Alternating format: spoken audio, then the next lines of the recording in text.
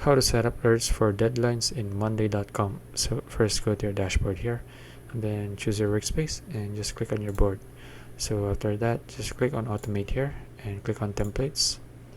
Next is choose this one, the one when date arrives notify someone. Click on this template. Okay, now let's set up for example, we want to notify someone when. So let's say when date arrives at 7 a.m. and the date is for example, the task is it has a due date, right? So let's say I want to notify that someone when the task is due.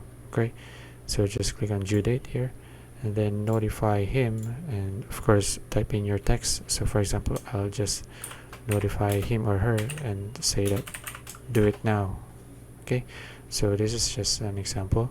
So just click on done, and then that someone is just click on who your team member is. So for example, this is my team member, or this is me.